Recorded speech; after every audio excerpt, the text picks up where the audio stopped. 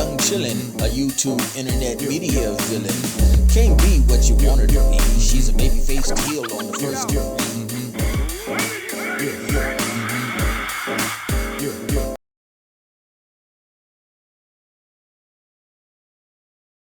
We start out with SmackDown from February 20th.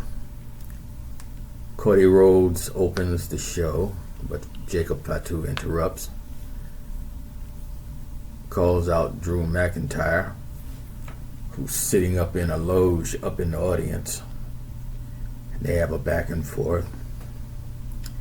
After that, we have the MFTs, sponsored by Arby's. We have the meats. I like Arby's. They're good mozzarella sticks. I don't know why that shit happened, but they were talking, and Arby's was printed right across the bottom like they was a sponsor for them or something. So Ilya Dragunov loses to Tama Tonga. Apollo Crews and Matt Cardona try to come in to make the save, but actually the Fireflies promo video made the save.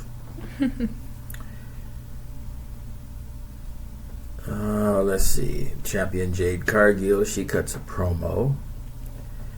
After which Kiana James steals a win from Nia Jax and Charlotte Flair for the Elimination Chamber Triple Threat qualifier match.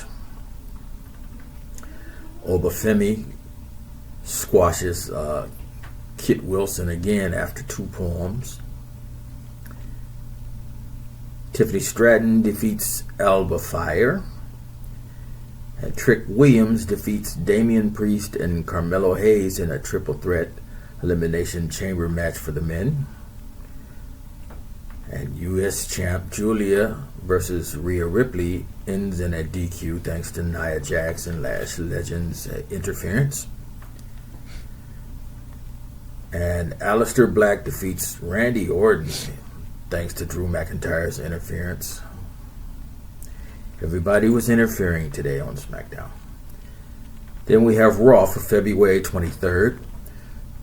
Gunther interrupts a tribute to AJ Styles, but then he gets his ass whooped for it from Dragon Lee.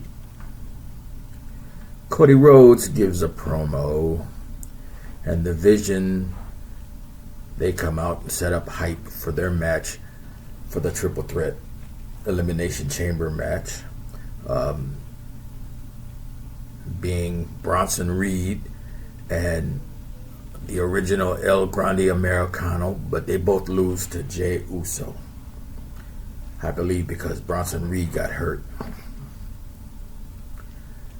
Liv Morgan and Dom Mysterio, they come out and cut a promo on who she's going to face at WrestleMania.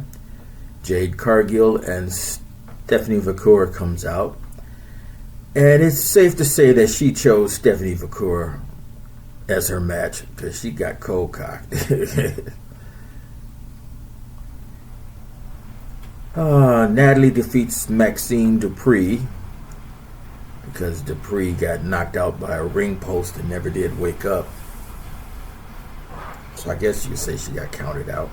Yeah, I was trying to see if she actually got hurt. I don't think she did, but I was so concerned she might have actually got hurt. Paul Heyman cuts a promo for Brock Lesnar. Ugh. Siobhan Evans defeats Kofi Kingston thanks to the rapper Offset's interference outside the ring. CM Punk, the champion, cuts a promo. And Raquel Rodriguez defeats Io Sky and Kairi Sane in a women's triple threat elimination chamber match. And then we have a tribute to AJ Styles at the end of the show. And The Undertaker comes out and he inducts him into the 2026 Wrestler Hall of Fame. Okay. While we're on the topic of these two, something I was thinking of, did John Cena get inducted into the Hall of Fame already? No, I don't think so. Shouldn't he have been inducted either last year or this year? But last year's inductions already happened. So I'm like, is he going to get inducted sometime this year? You have to be elected first.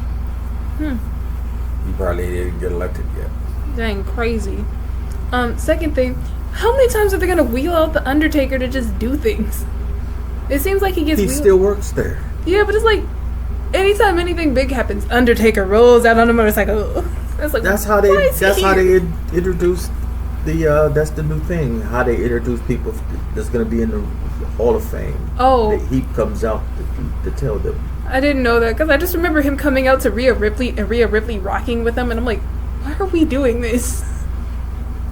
Because it's just so interesting. The Undertaker just keeps showing up. Also, was that guy in the mask Kane? I couldn't figure out if that was Kane or not. I didn't see anybody in the mask. He was in the closet. Some other dude I thought was Chad Gable came up. And he let the dude out of the closet. I'm like, what are we doing? Why are we just sitting in a closet? I missed that. I'll have to re-show it to you because it was weird to me. There was a couple spots where I had phone calls and then. Yeah, but I'm happy for him to be inducted. Even though I don't know when he started, so. He started way back. He used to be on the other wrestling that used to come on that's not on anymore. Impact Wrestling, TNA. He was great there. And he was champion there a couple times, I believe. But then he left there to go to the WWE. He also wrestled in Japan. Bring up your voice. Anywho, he wrestled there. Who's your wrestler of the week? I want to say Javon Evans, but you know what? I can't help but think that they are giving all that love to him that they should have gave to Ricochet when Ricochet was still there doing the same thing. I'm thinking the same thing when they don't give Melo his props fully and they're still pushing him back. We're just like, why are we... I get they want to bring the new one in here and make him happy, but like, you let a lot of good ones go who were... Ricochet was amazing and you let him go. Yeah, they dropped the ball with him, and so now they're trying to recoup. Yeah, and they're trying to get more high flyers, as we can see. So, I don't think I have a wrestler of the week for me. Nobody stood out specifically, but I can't wait to see the fight between Uncle Howdy and Solo when it comes up. Did they already schedule one? I forget. I don't think so. I'm just waiting for them to fully do the showdown between those two. Because I can see Solo winning. I can also see Uncle Howdy winning. So it's a give and take of who would be the dominant one in this situation. Right. Because they're both pretty good wrestlers. Even though I think Solo could be better. Solo mainly does old school stuff. And that stupid thumb thing, I don't get how that's supposed to hurt. The spike? Yeah. It does. If you think about it, it's wrapped in tape, so it's solid. It don't bend. Yeah, but in my mind, it's just like... I tell you what, take it and jam it in your throat. See what happens. Oh, he's jamming it in throats? I always just see him hit someone on the chest with it, and I'm like, what? That's the wild exaggeration, but actually, he's supposed to be sticking them in the throat with the thumb. It goes all the way back to the old days when Ernie the Cat Ladd, I think he was the first one to start doing that. That is a name. Ernie Ladd. He was nicknamed the Cat. That's a name. Ernie Ladd. Look up his video. He used to jam people. Yow. What was it? I am happy we saw Liv Morgan finally pick Raquel Perez. Nope, that's not her name. You mean Stephanie McCool? Yes, thank you. I keep getting those two mixed up. Well, you knew she couldn't have jumped Jade like that. Yeah, she would have. Jade would have crushed her. So having her go against, I was about to say it in Spanish, but my pronunciation got messed up. Stephanie McCool? No, Mikara. They call her the female version of Damian Priest's Capeon. Oh, Le Champion. Yeah, thank you. I couldn't remember that, and it just mushed in my head as not real words. But, I'm happy to see that go, but we all know Liv Morgan's... She's either gonna win, and she's gonna be obnoxiously horrible about it, or she's going to get her ass whooped. And she's going to be a crybaby about it. You do know that that's just a 50-50. Yes, I know. I know. You riding the fence. I know. Because I originally was like, she's going to lose. And then I'm like... Tomorrow is either going to be daytime or night. Or night. No. I know, but I was originally going to say she's gonna lose bad. And then I had to think about it. I'm like, no, because Liv's a little crafty. She's a little crafty. And not to mention, she has her 2 side chicks. And her boo-boo. Yeah, and I'm thinking, Dum-dum. where has Roxanne Perez been? I don't think we've seen her for a few days. She was hurt. Oh. I forgot what happened. She got hurt about a month or so ago. The last match that she had with them. Okay. Great to see JD McDonough back. Big head, yeah. No, not big head. They call him bobblehead. That's what it is. Yeah, I always forget he's gone until somebody mentions him. I'm like, oh yeah, there is another guy in the Judgment Day. I completely always forget about him. I need to know when Dominic Mysterio is going to start defending his championships, because he's still holding on from the one Mexican Federation, and I don't think anyone has wrestled him for it to be able to bring it back. Well, last week was his first match back from being hurt. No, I know. So but even before that, he wasn't wrestling for it. Right. I want to see Lizard Dude beat him for it. Oh, that. Why do you hate Lizard Man? That's so corny.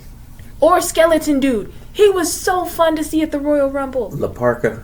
Yeah. I didn't know what was happening. You know how old he is? No. I don't even think he's the original La Parka. It's been 4 different La Parkas. Just like Grande Americano. But actually, no. Worse than that. Penta. Penta's the 4th or 5th Penta there's ever been. Why are there so many? The character itself has been around for years. I don't like that. There's just a new guy each year who sneaks his way in. Penta has just been the most famous, this version. But even still, he had 3 different names. 3 different Penta names. He was... I can't even remember right now, but when he was evil, that was my favorite. He was called the Pentagram. He would break people's arms at the shoulder blade. He'd bend your shit back and just crack.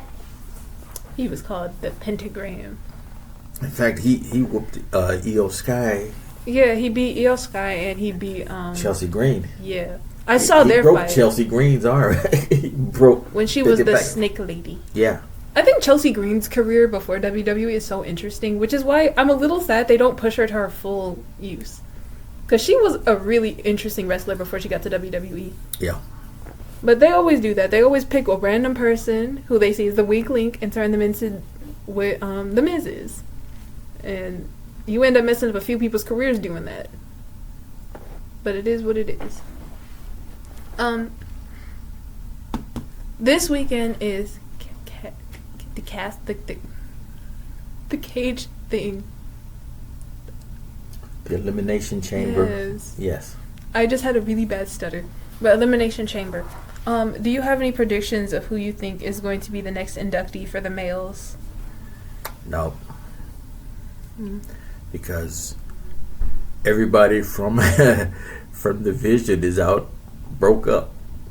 The only people left are the 2 young boys. Austin and Logan Paul. Yeah, they're the only 2 that's left, so it's probably one of them. I prefer Austin Theory to Logan Paul. I like Austin more because of his personality, and also he's not a total terrible person like Logan Paul is. So, but that's my personal opinion. But that's deep if you think about it. All 3 of the original members are out, broke up. That's bad news. That's bad luck. You mean 2 original members? The original guy who put the shit together. Oh, yeah. Seth Rollins, yeah. And that's some bad juju going on over there. I mean, they were already cursed from the beginning, and we all knew that. But it is what it is.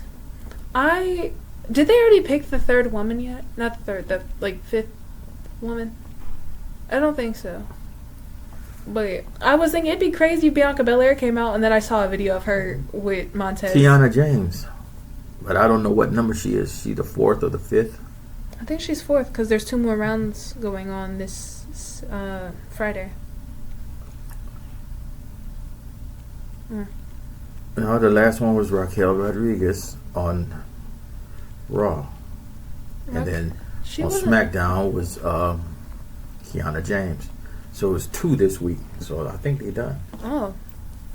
Well, I think Rhea's probably going to win when it comes to the Elimination Chamber. But if they do that, I feel like that's a cop-out. Because she seems to always win and gets into WrestleMania every year. So it would be good if they gave another woman a push, you know? Yeah. So.